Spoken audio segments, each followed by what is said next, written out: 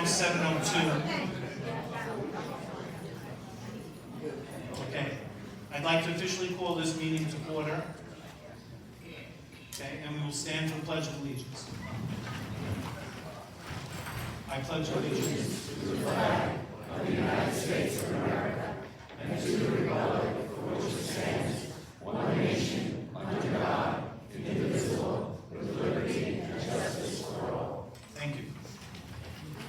I'd now like to have a moment of silence for our recently departed residents, friends, and neighbors.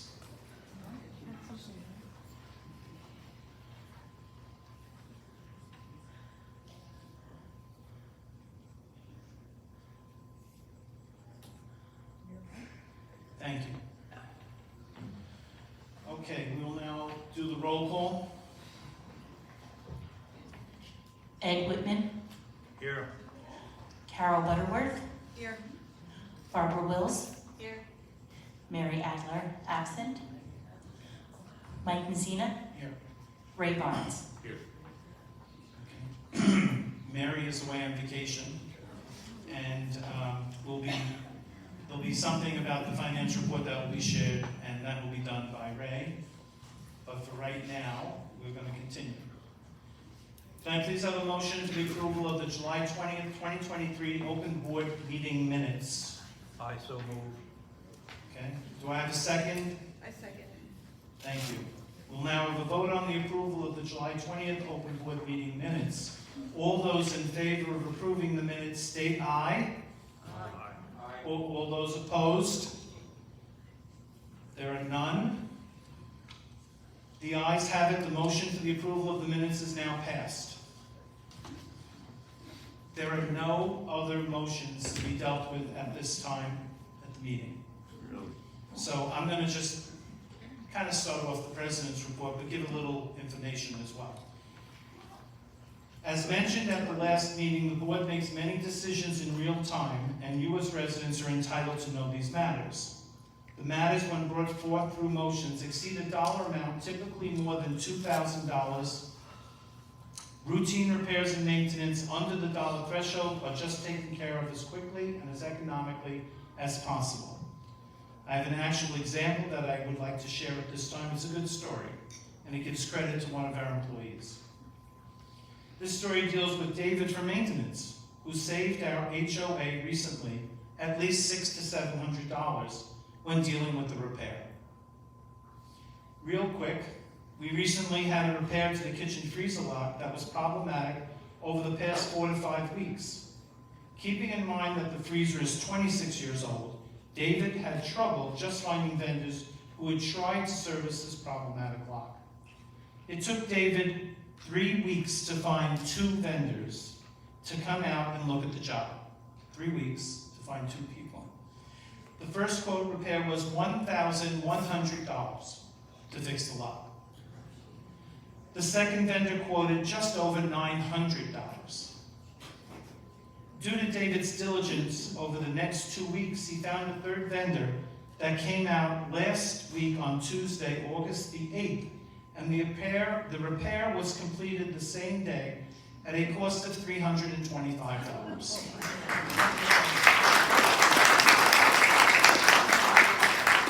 So although the process to get the lock repaired took weeks, the end result was a savings to the HOA of minimally $600. Great job, David. We're on and rolling. We have another good story. Okay. This deals with Alyssa and Erin. They have created and launched a new informational aspect to the Lake Ridge website. I invite you all to take a look. Now I'll tell you what it is. As mentioned in prior open board meetings, this is the first step in attempting to get information out to prospective buyers of Lake Ridge homes before, I'll say it again, before they sign their papers at the closing. This has been a recognized problem. This is in an effort to alert prospective buyers of our rules and to avoid violations down the road. The second step to this revamping that it was also mentioned at past open board meetings was the creation of an ad hoc committee of Lake Ridge resident real estate agents and lawyers to figure out the best mechanism and timing to get this information out, again, before the closing. This is a much-needed endeavor, and the board is looking for knowledgeable residents to step forward and join the committee. At this time, we have a commitment of 3 residents, thank you, and in helping with this effort. This ad hoc committee will also deal with issues related to the entrance of new residents, as well as the entrance of moving trucks on the day of the scheduled closing. All those interested, if there are more, please be in touch with the office as we form the committee and begin step 2 of the plan. Barbara Wills is assigned to be the liaison for this much-needed committee, as she is a real estate agent herself. Thank you all in advance. Okay, now, that was all nice. The next topic is a little bit more difficult, and it may not be for anyone in this room, so I don't want anyone to get offended. But there's been quite an embarrassing rash of things that have gone on here at Lake Ridge.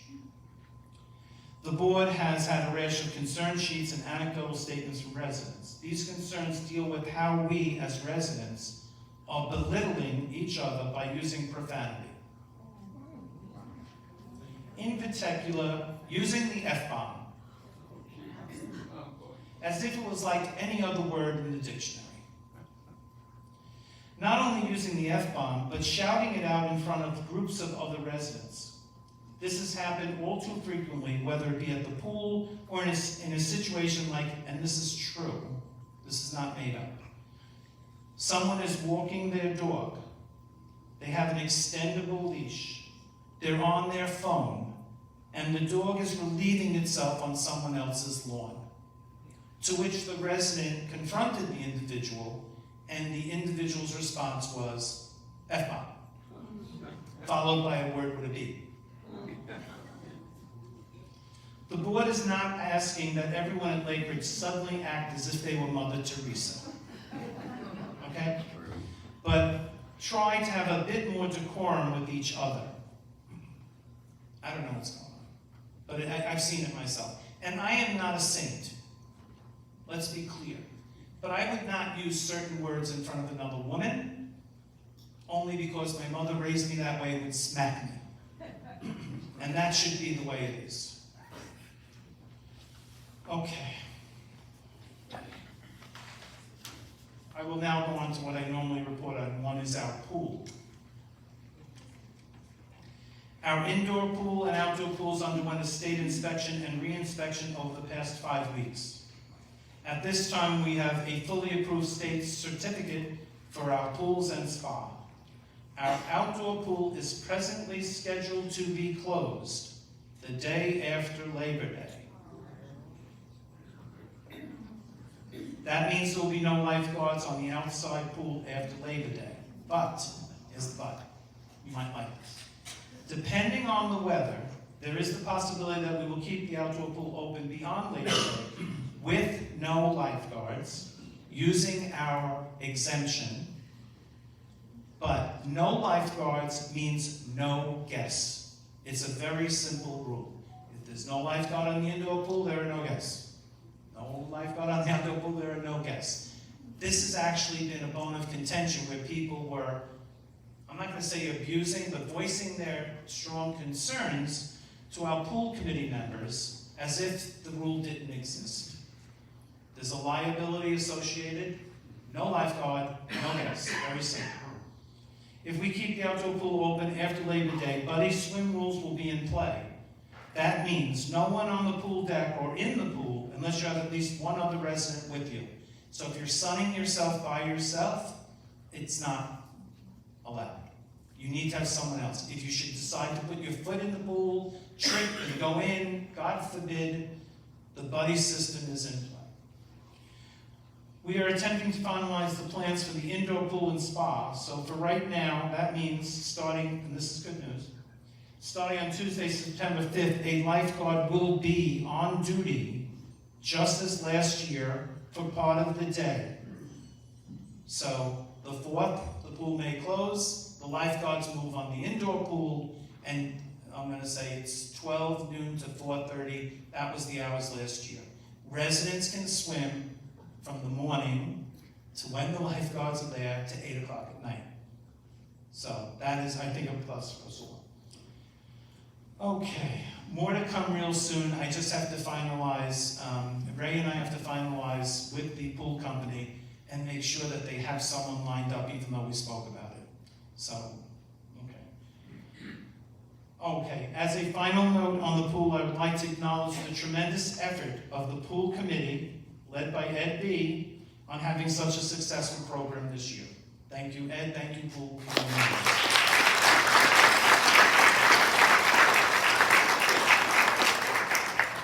Okay, I normally give a report on the fence, but Ray is going to do that today, so that leaves me with just a real quick one, and then I'm done. And that is about the gym committee. The gym committee is looking to replace another piece of equipment before the end of the year. There's an upright bike that is A, the seat is torn, B, is not functioning properly. Now, we're looking at it. The upright bike, an industrial one, is approximately $3,000. I'm telling you. We're going to be looking into it because that gym has not had any upgrades for many years. Okay, and that is the end of my report, and now I'm going to turn it over to Barbara, Vice President's report. Okay, I'm doing this a different way. I'm actually going to stand today. So, Docs and Policies are now reviewing the attorney's revisions, and it will soon come to the board to review. The last step will be to the attorney to come to our meeting, go over the final revisions with the homeowners, and then a vote will be done. One of the changes will be parking issues. Only 2 cars allowed in a double-wide driveway, and they must be parked vertical, not sideways, and not on the grass. This will be a violation for the first offense and an automatic fine for each repeated offense. Cars with a single-wide driveway are allowed 1 car. You can put another car behind the first car without going onto the sidewalk or grass. That would result in a fine. Both cars must be parked vertically, not sideways. All cars that are parked on the sidewalk will get fined. If you have an overnight guest, and you can get a permit from the office, and they can park in the annex parking lot from 9 p.m. to 9 a.m. You can get the permits in advance. This can be adjusted to accommodate different situations. Estate sales and open houses must get permission from the office 7 or more working days before the event. It is the seller's responsibility to tell your real estate agent or the company that is doing the estate sale that the paperwork has to be done at least 7 days before for the permit. The guardhouse will not allow anyone without the proper paperwork from the office. They won't allow them in. The ARC report. Since November 2022, the Architectural Review Committee has reviewed and approved 250 ARC applications. 32 paint violations have been reported. HOA and ARC were able to resolve 18 open paint violations. There are still many more to be addressed. If you have any questions or concerns about improvements and changes to your home and property, ask Phil. Phil Wiener, ARC chairperson, and I have his phone number if you need it. RFID report. This is the 3rd mention of the RFIDs at our open board meeting. We are seriously looking into this for next year. The clickers will no longer be used. As mentioned at our last meeting, clickers are leased. They are to be returned to the office when you sell your home. Realtors should not be telling homeowners to give them to the new buyers. They are to be returned to the HOA office. Clickers are out of control and can become a safety concern. Open houses and estate sales. The board of directors have all agreed that open houses and estate sales are different ways of helping homeowners sell their homes, and we should not interfere with that process. You should ask your realtor before signing the listing contract if they do open houses. If they don't and you want to have them, then I suggest that you find a realtor that will work with you and consider your needs.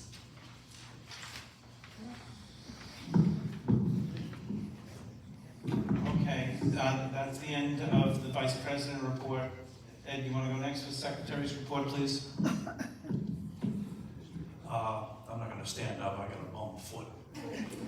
But thank you all for coming out tonight. The secretary's report, mostly it's a function of my liaison role to the grounds committee, so all of this has to do with the grounds. First of all, I want to thank the board on behalf of the gardeners that we have finally managed to trim the perimeter of the vegetable garden so that all the plots are now receiving the approximately equal amount of sunshine during the course of the day. Previously, a good quarter of those plots were shaded from about 1 o'clock in the afternoon on. So now we have trimmed them, all the plots are receiving sunshine, so that's a good thing. Number two, the board is considering placing at least 5 more benches along our common walkways, because aside from the benches around the lake, which are adequate, beyond the lake, there are only about 11 or 12 benches for well over 1.5 miles of pathways. So we can get the same kind and quality of those benches that you're used to and place them more equidistant around the perimeter of our walkways on the common, so that people can avail themselves of a rest stop if they need it. So that's a minor expense. It'll probably run about $1,500 for 5 or 6 of those plastic benches, waterproof benches. Third, please do not leave your cuttings. You received an email today to this effect. Please do not leave cuttings in the common. If you cut them, put them at the curbside so they can be picked up, or put them in your robo-can, so trim them so they can put in a robo-can so that they will be picked up. Don't leave them in the common. That simply contributes to more clutter and possibly a fire hazard in the common, so don't do that.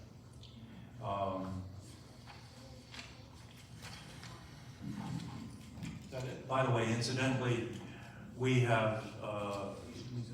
no longer considering the possibility of running a water line from the guardhouse to the vegetable garden. That was simply prohibitive and was just a crazy idea. So, fifth, regarding your dogs, the golden rule applies here. If you don't want someone else pooping on your lawn, don't allow your dog to poop on someone else's lawn. It's as simple as that. The leash law, or the rule about leashes is leashes should not be no longer than 8 feet. Now, most of us, I think, who have dogs have leashes that are extendable. But if they run to 16 feet, it's up to you to keep them to 8 feet. You don't have to let them run 16 feet, keep them to 8 feet. And curb your dog so that you're not letting your dog go on someone else's lawn. That's extremely discourteous and provokes anger, righteous anger. So, curb your dog. Keep your dog, if you have an extended leash, keep it to 8 feet or less, okay? So that's the end of my report. Thank you. Okay, well, thank you, Ed. And Carol, for the Director at Large report.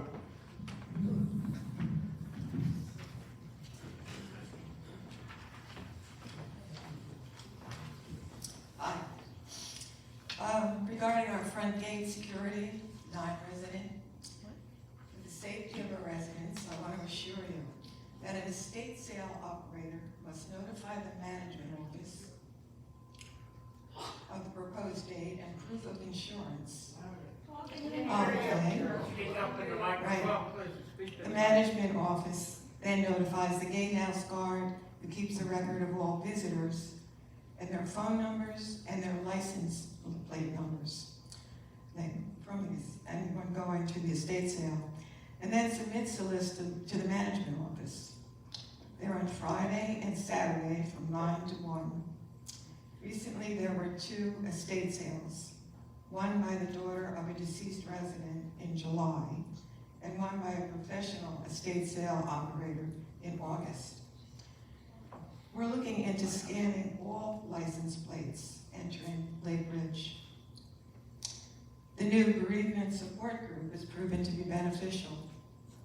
It meets on Thursdays from 11 to noon in a small card room at the end of the hall in the clubhouse. It will run until September 14. And they now are looking to do this for widowers. So we look forward to hearing when that will begin. The Documents and Policies Committee, of which I'm liaison, has been comparing what they submitted to the lawyer with what he legally recommends.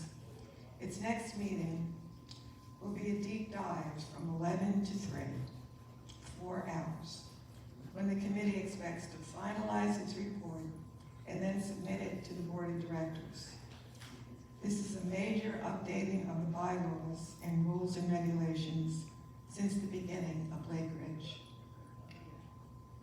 In addition to the sign on the fridge and freezer in the kitchen about picking up and returning keys, there now also will be one posted for clubs, committees, groups who hold events, that any items left in the fridge and freezer after 3 days after the event will be thrown away.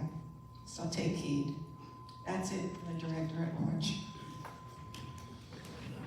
Thank you, Carol. All right, we will now have the manager's report. Ray? To continue with the treasurer's report, we received notice from the accounting department that the financials would not be completed by the meeting night tonight due to the software still in process software conversion, which I'll get into in a little bit. I just wanted to go over some items here. If you noticed, the lake fountain was replaced on August 9th, but not without little problems here and there. The equipment had to be ordered. It took a while to get in here. And then it took probably about a week and a half, 2 weeks for the electrician to actually get out there and rework the electrical system due to all the rains that we had. Then when they got the system, when they went to mount the system in there, they found that there was a hairline crack. We had to send it back for repair, replacement, which was done. And right now, the fountain is working. The LED light display is a little bit different than what we're used to, but we're keeping an eye on that. Great Blue's keeping an eye on that so that we can keep it in tune with everything else we have going on out there. We have been receiving concerns from homeowners about algae in the small pond. They were out to check, and the oxygen is still a little low. They can't do a treatment with the oxygen being that low. They would kill the algae in plants and would cause a fish kill. So they're waiting to schedule it early this week, this week, to get the algae levels under control. If you notice, the HVAC, the air conditioning repairs are finally completed in the clubhouse. They did do some work on the leaking condenser pan in the lobby.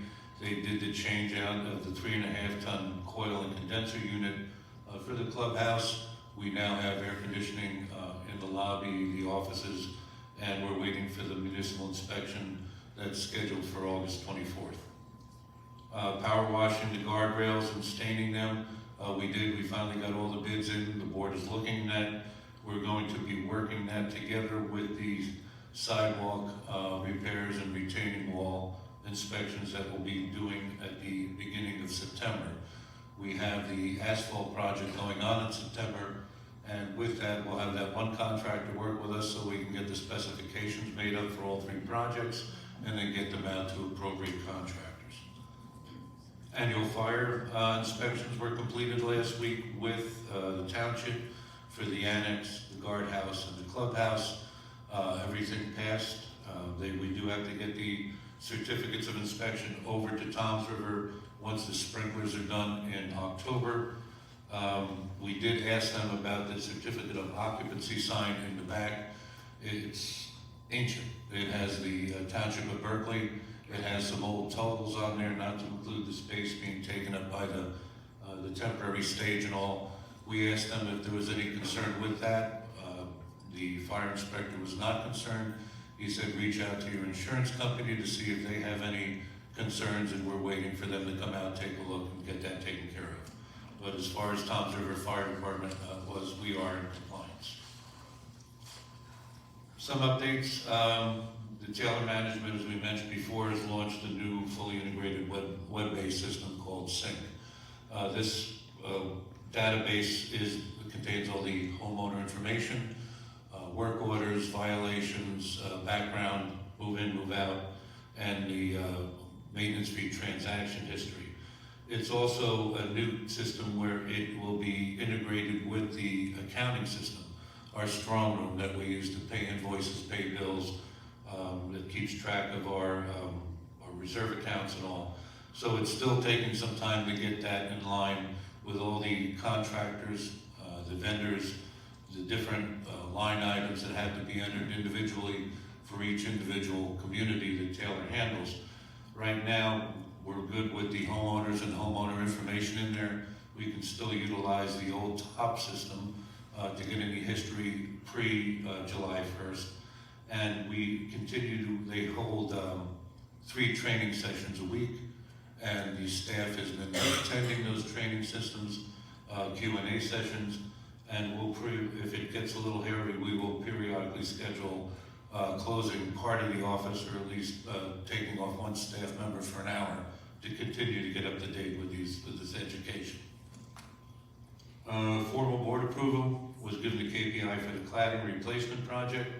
We have the tentative starting date in September. We just got the contract draft back from the attorney today.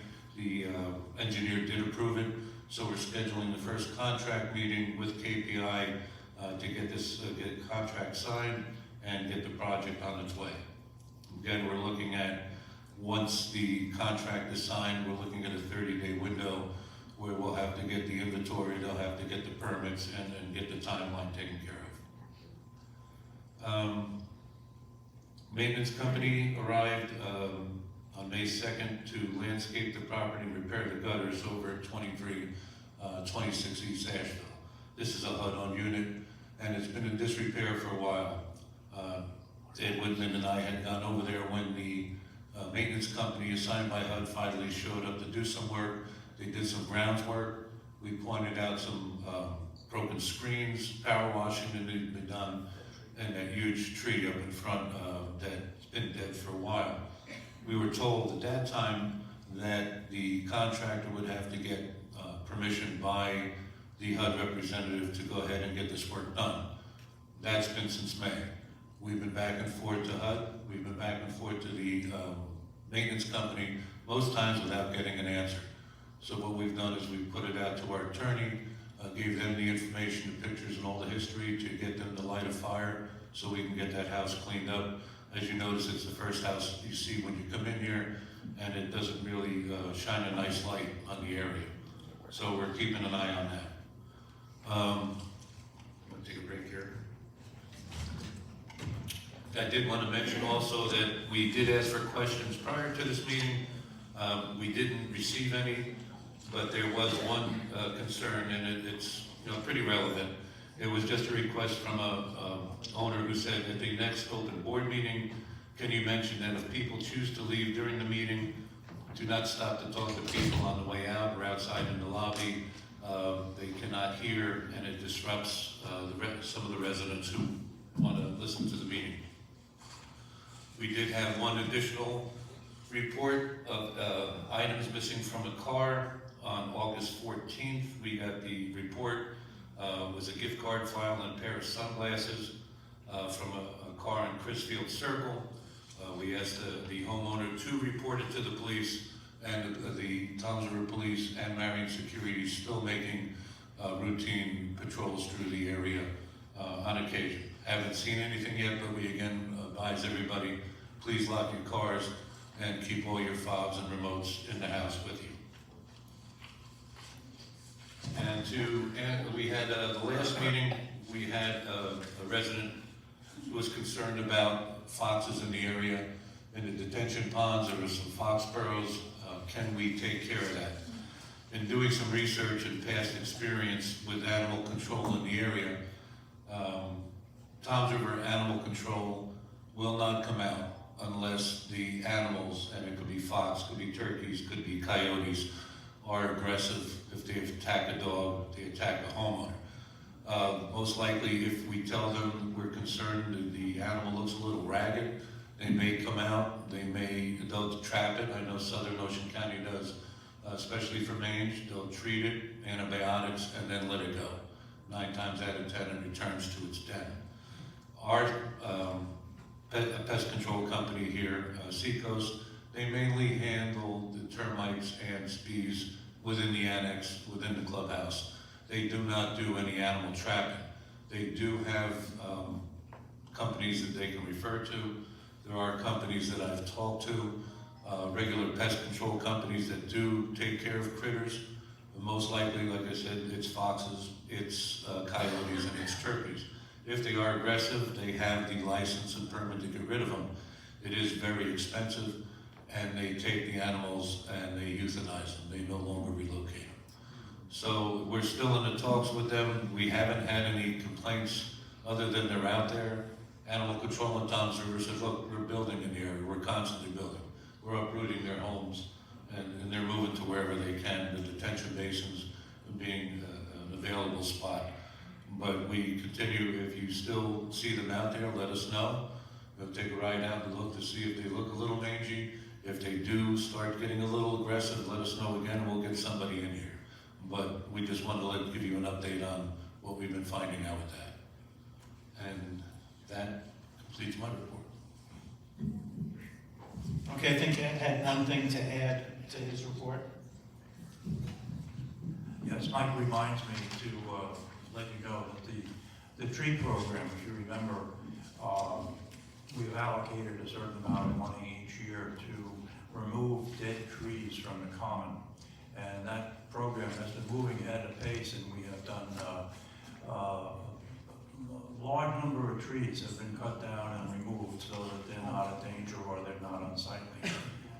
So we're very pleased with that, and that will continue going on for the next couple of years until we have all those dead trees removed and taken care of. Thank you. Okay, and as we're thinking here, Ray has one very important topic that was not dealt with, right? Sorry, it was on the bottom of my pile and hidden. It concerns the fence project and the updated planning board meeting. It is scheduled for September 6th, 6 p.m. at the planning board hall. If you are not familiar with what happened before, there was inadequate records submitted to the planning board.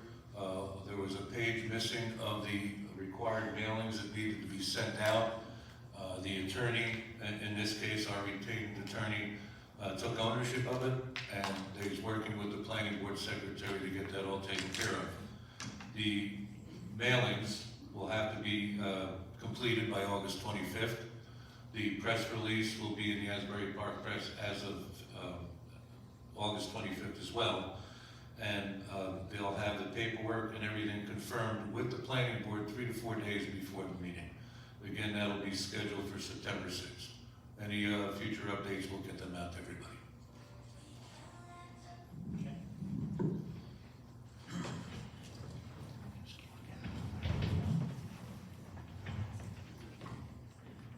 So I left something for last.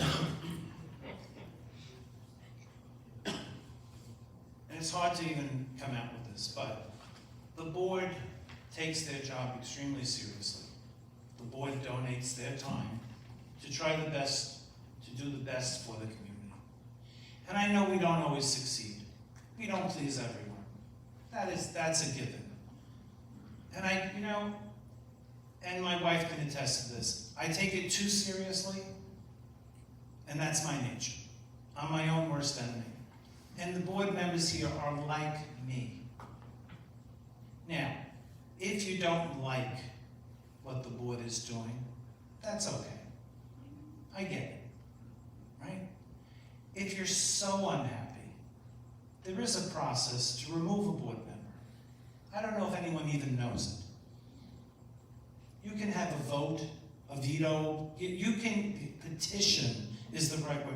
You can petition to remove me and Barbara, me, Barbara and Ed, me, Barbara, Ed and Carol, and Mary. It is well within your rights. I just wanted to say that because it is very discouraging at times, but I'm tough, and I always come back. Some of the stuff that happens, it's really hurtful. But, that being said, we're all here to serve Lake Ridge residents. That aside, I am now looking to have a motion to complete the business portion of the meeting. Someone make a motion, please. Okay, do I have a second? Second. Okay, we will vote on completing the business portion of the meeting. All in favor state aye. Aye. Are there any opposed? You say nay. Hearing none, the ayes have it, and the business portion of the meeting is now closed. Okay. That being said, as we always do, we will now start the question and answer portion of today's meeting.